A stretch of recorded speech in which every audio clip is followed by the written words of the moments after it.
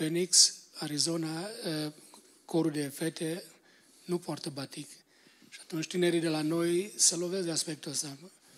Cum acolo se poate fără și aici la noi nu se poate. Înțelegeți? Da. Deci este o chestiune care ține de autoritatea locală. Am să vă dau iar o ecuație foarte importantă a slujirii.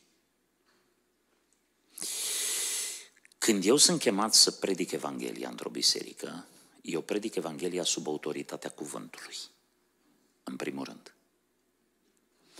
În lucrurile în care conducerea bisericii locale are reguli mai stricte decât eu le înțeleg din Scriptură, eu mă așez sub autoritatea bisericii locale, care e mai îngustă chiar și decât Scriptura, pentru că sunt anumite reguli pe care le face biserica locală. Și îi dă dreptul Dumnezeu. Spune, ce veți lega pe pământ va fi legat în cer, ce veți dezlega pe pământ va fi dezlegat în cer. Sunt anumite rânduieli de bun simț pe care le așează biserica locală. Vă dau un exemplu. La noi în biserică, în partea de jos a sanctuarului, se stă separat bărbați-femei. La balcon mai stau amestecați, mai vin musafiri, mai vin tineri, mai vin... Am zis, hai domne, să... Cumva, că nu e o regulă neapărat biblică. Dar dacă într-o biserică rânduiala e că bărbații și femeile să stea separat, să știți că rânduiala asta nu este ieșită din mintea unui bătut în cap. Rânduiala asta este ieșită din mintea unui om care s-a gândit bine la toate lucrurile. Știu că într-o biserică s-a dezbătut subiectul și la un moment dat păstorul a spus, dar ce, nu vrei să stai lângă nevasta ta? Și la care zice, da, nu, vreau să stau lângă nevasta mea, dar nu vreau ca nevasta mea să stea lângă bărbatul alteia. Când i-ai amestecat talmeș-balmeș în biserică, stă fiecare lângă temercine. În al doilea rând, mă iertați, sunteți bărbați. Tu stai pe un rând și în rândul din spate stă un domn care se uită din spate la soția ta sau la o femeie și o admiră tot programul.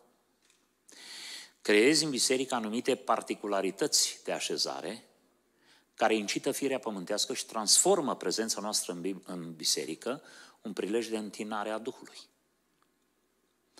Acum e adevărat, un om pervert, ăla de oriunde se va uita, așa.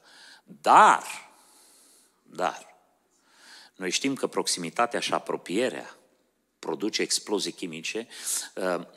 Vă dau un exemplu. Nu știu dacă vă dați seama, ați citit de ideea de chemistry.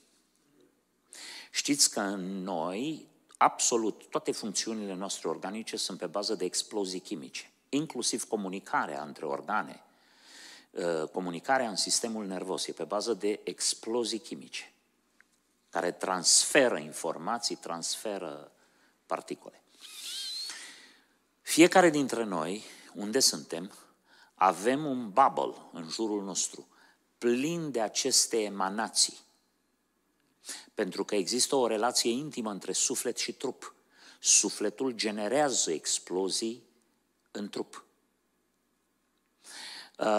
Nu știu dacă ați observat că există o persoană care vorbește și îi farmecă pe oameni.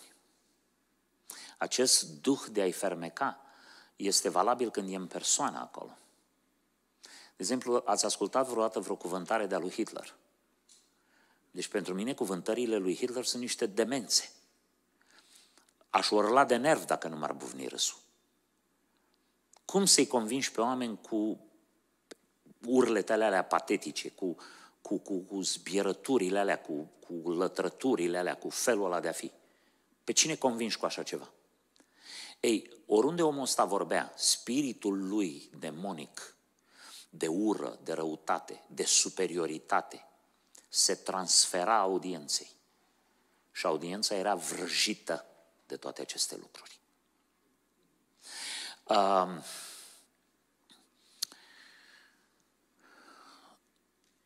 Impactul emoțional și psihic al proximității. Vă dau un exemplu.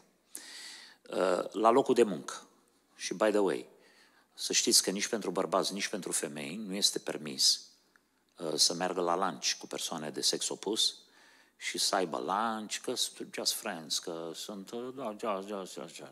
Acea proximitate, să știți că mâncatul împreună este o chestie intimă. Când mergi cu un alt bărbat sau o familie cu altă familie, e un gest de intimitate când mănânci împreună. În culturile orientale lucrul ăsta era foarte bine stabilit. Când o femeie merge cu un bărbat care nu-i bărbatul ei, sau un bărbat merge cu o femeie care nu-i nevasta lui și iau masa împreună, este un act de intimitate.